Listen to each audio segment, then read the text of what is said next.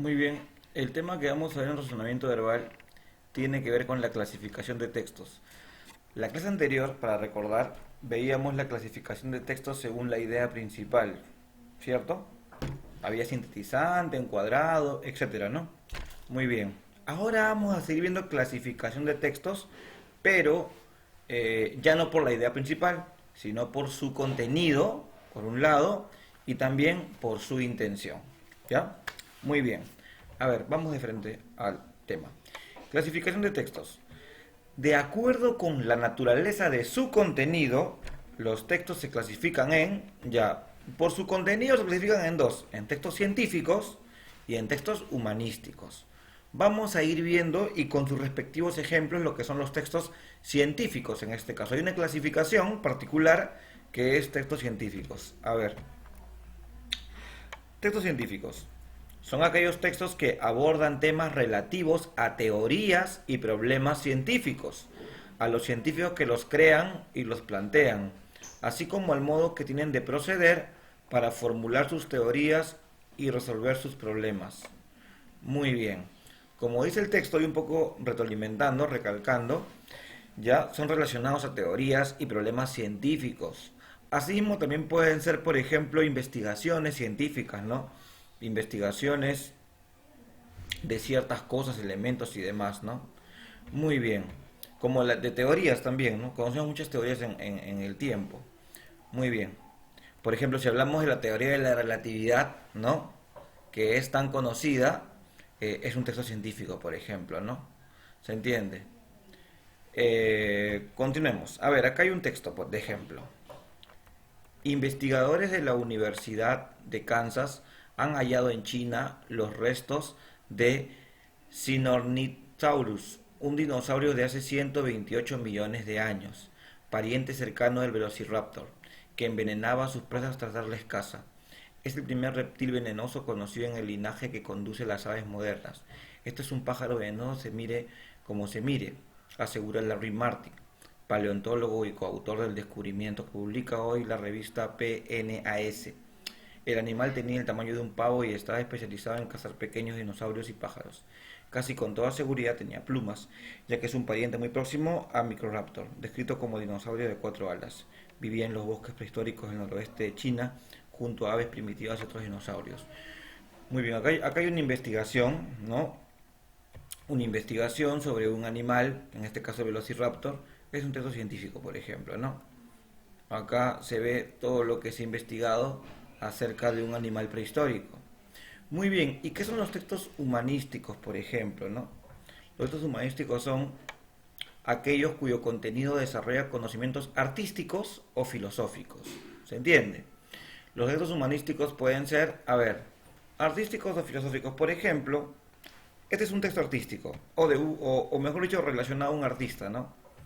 Por ejemplo, Salvador Felipe Jacinto Dalí y Domenech fue un pintor surrealista español nacido en Figueras, Cataluña, el 11 de mayo de 1904 y murió el 23 de enero de 1989. También fue dibujante, fotógrafo, escultor y escritor, e incluso llegó a realizar cortometrajes. El surrealismo es un movimiento pictórico del siglo XX, caracterizado por plasmar en cuadros y otros objetos imágenes aparentemente reales, pero extrañamente relacionadas, dando lugar a escenas oníricas, es decir, como si reflejásemos en un lienzo las visiones de nuestros sueños. Aunque Dalí no fue el único surrealista e incluso fue expulsado del movimiento, es el representante más popular de la tendencia artística. Muy bien, acá habla de Salvador Dalí, que como todos sabemos fue un pintor. Asimismo también habla de su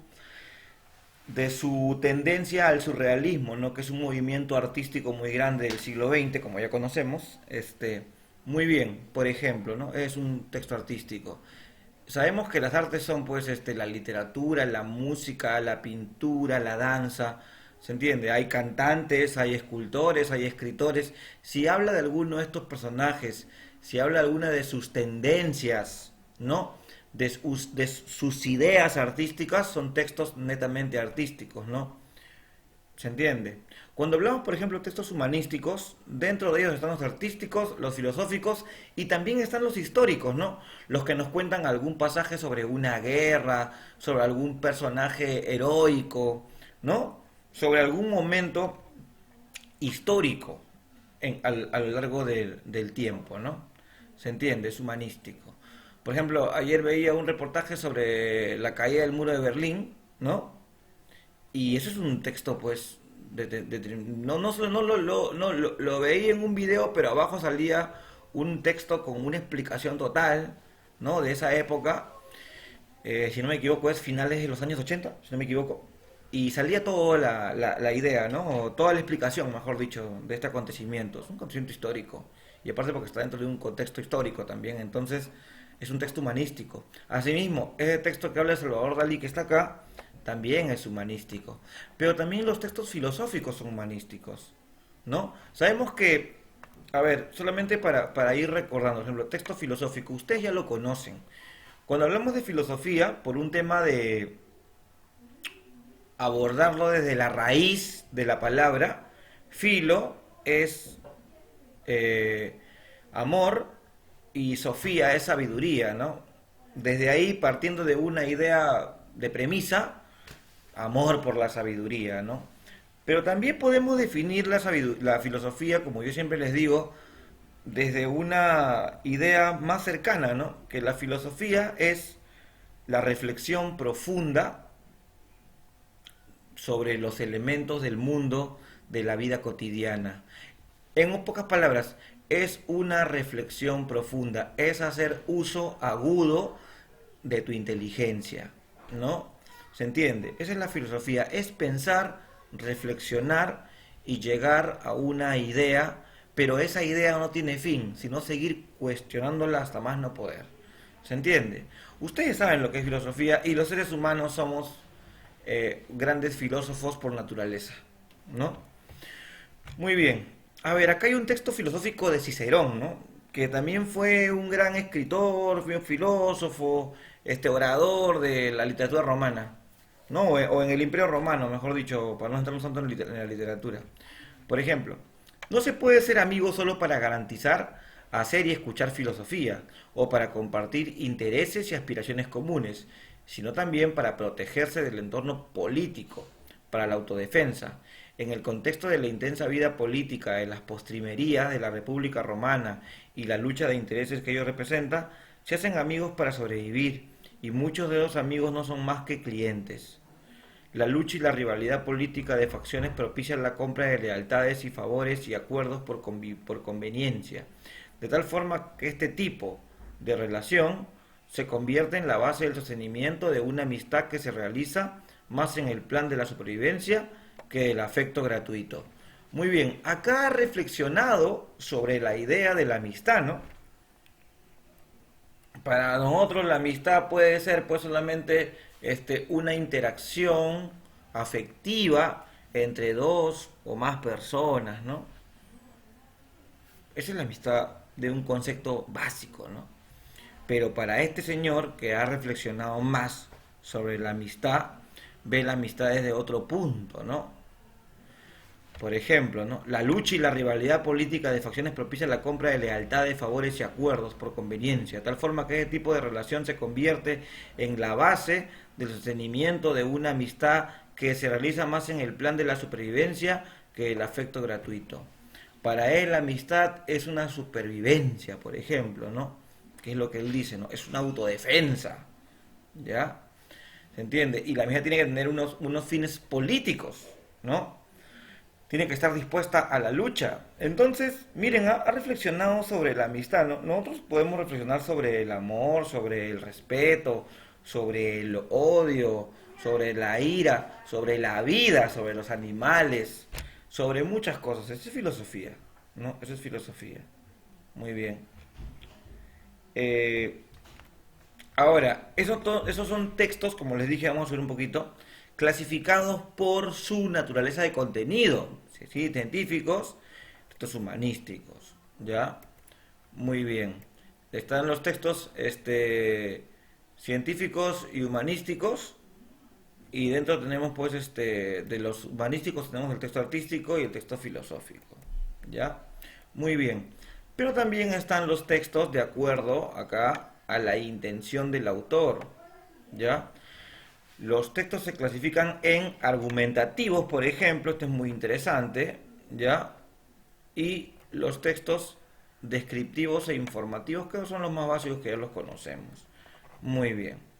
Cuando hablamos de un texto argumentativo, pasa porque es un texto en el que uno suelta una tesis, o sea, una idea que tú, desde tu propia perspectiva, quieres proponer, pero para que sea convincente, para poder, valga la redundancia, un poco convencer a la audiencia, convencer a los demás, tienes que argumentar, tienes que basarte en sustentos sólidos, ¿no? Por ejemplo, vamos a ver, el texto argumentativo, ¿no? Que es un texto de intención del autor.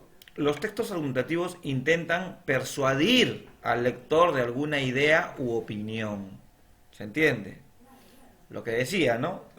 Tú das una idea y esa idea la intentas convencer, persuadir a la audiencia, a quien te escucha, al otro, ¿no? Con ese propósito formulan una serie de razones y argumentos que apoyan esta idea, por supuesto.